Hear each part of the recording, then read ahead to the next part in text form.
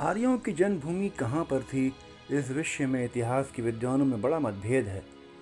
कुछ विद्वानों का मत है कि वे डेन्यूब नदी के पास ऑस्ट्रिया हंगरी के विस्तृत मैदानों में रहते थे। कुछ लोगों का विचार है कि उनका आदिम निवास स्थान दक्षिण रूस में था। कतिपय विद्वान स्वर्गीय बाल गंगाधर तिलक की तरह ये कहते हैं कि आर्यों का मूल स्थान उत्तरी ध्रुव प्रदेश में था।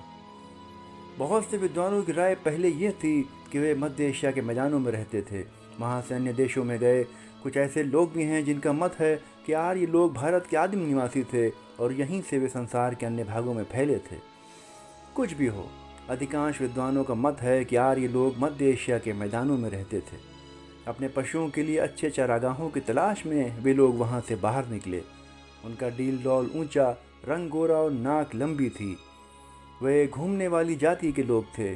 उनकी भाषा लैटिन, यूनानी आदि प्राचीन यूरोपीय भाषाओं तथा आजकल की अंग्रेज़ी, फ्रांसीसी, रूसी तथा जर्मन भाषाओं से मिलती जुलती थी। शब्दों के सादृश्य से प्रतीत होता है कि यूरोप और भारत के आधुनिक निवासियों के पूर्वज एक ही स्थान में रहते थे और यह स्थान कहीं पर मध्य एशिया में था। एशिया में उनका उल्लेख सबसे पहले एक खुदे हुए लेख में पाया जाता है जो ईसा पूर्व 2500 के लगभग का है। घोड़ों की सौदागरी करने के लिए वे मध्य एशिया से एशियाई कोचक में आए। यहाँ एशियाई कोचक तथा मेसोपोटामिया को जीतकर उन्होंने अपना राज्य स्थापित कर लिया। बेबीलोनिया के इतिहास में वे मिटनी के नाम से प्रसिद्ध हैं। उनके राजाओं के नाम आर्यों के नामों से मिलते जुलते हैं, जैसे दुशरथ और स्वरदत्त। बोगासकोई में पाए हुए और तेल जल अमरना के लेखों से ये सिद्ध होता है कि ये लोग भी आर्यों की भांति सूर्य, वरुण, इंद्र तथा मरुत की पूजा करते थे। उनके देवताओं के सूर्यस और मरुतश संस्कृत के शब्द सूर्य तथा मरुत ही हैं। सिमलिया भी हिमालय पर्वत है। मालूम होता है कि ईसा पूर्व 1500 के लगभग मेसोपोटामिया की सभ्यता को नष्ट करने वाले लोग उन्हीं आर्यों के पूर्वज थे जिन्होंने भारत के द्रविड़ों को पराजित किया और वेदों की रचना की। आर्यों की एक दूसरी शाखा फारस के उपजाऊ मैदानों में जा बसी। उनका नाम इंडो ईरानियन पड़ा। पहले इन दोनों दलों में कोई स्पष्ट भेद नहीं था। वे एक ही देवताओं की पूजा करते थे। पूजा करने का ढंग भी उनका एक ही था। कुछ समय के बाद ईरानी दल बदल गया। उनके नामों में जो समानता रही वो अभी धीरे धीरे जाती रही।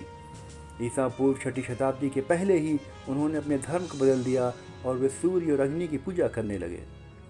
आर्य लोग अपनी जन्मभूमि को छोड़कर किसी निर्जन प्रदेश में नहीं गए, बल्कि वे ऐसे स्थानों में पहुँचे जहाँ लोग पहले से बसे हुए थे। ऐसी दशा में उन्हें पहले से बसे हुए लोगों के साथ लड़ना पड़ा। आर्य लोग आक्रमण करने वाली सेना की तरह बहुत बड़ी संख्या में कभी अपने जन्म स्थान से नहीं निकले। वे जत्थे बना बनाकर कई गिरोहों में गए और बसने के पहले उन्हें हमेशा युद्ध करना पड़ा। कहीं कहीं तो अनार्यों ने आर्यों की भाषा और संस्कृति ही नहीं वरन उनके देवताओं तक को अपना लिया। परंतु अधिकतर ऐसा हुआ कि उनकी ज़मीन और संपत्ति छीन ली गई और उन्हें आर्यों ने अपनी रियाया बना लिया। आर्यों के बाहर निकलने का समय ठीक तौर पर निश्चित नहीं किया जा सकता, परंतु विद्वानों का अनुमान है कि यह घटना 3000 ईसा पूर्व से पहले की नहीं है।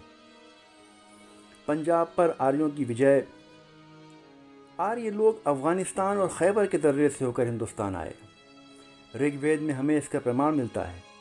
उसमें कुबा, काबुल, स्वस्तु, स्वात, क्रुमु, कुर्रम तथा गोमती, गोमल नदियों का उल्लेख मिलता है। इससे साफ मालूम होता है कि आर्यों का अधिकार अफगानिस्तान पर था। अनार्यों पर अपनी प्रभुता स्थापित करने में उनको बहुत समय लगा। निसंदेह सैकड़ों वर्षों तक उनका युद्ध चलता रहा होगा। अंत में आर्यों की विजय हुई और पंजाब में उनका पैर जम गया। वैदिक काल के भारतवासी पंजाब को सप्त सिंधु कहते थे। उनकी पहली बस्ती देश में थी और यहाँ वे अधिक काल तक रहे। जब आर्य लोग भारत में आए उस समय वे छोटे दलों में विभक्त थे। प्रत्येक दल का शासन करने के लिए एक सरदार अथवा राजा होता था। अपने बल के कारण ही उन्हें विजय प्राप्त हुई थी। वे सभ्य नहीं थे। उनका धर्म बिल्कुल प्रारंभिक अवस्था में था। प्रकृति की शक्तियों से वे डरते थे और उन्हीं की पूजा करते थे। वे व्यापार करना नहीं जानते थे। अदला बदली से अपना काम चलाते थे। रुपए पैसे के स्थान में गायों के द्वारा ही लेन देन या क्रय विक्रय का काम होता था। जनसमूह के सरदार का धन उनके पशु ही थे। आर्य अपने मुर्दों को जलाते थे। आग तथा हड्डियों को बर्तन में रखकर जमीन में गाड़ देते थे। प्रारंभ में आर्यों के यहाँ वर्ण व्यवस्था नहीं थी।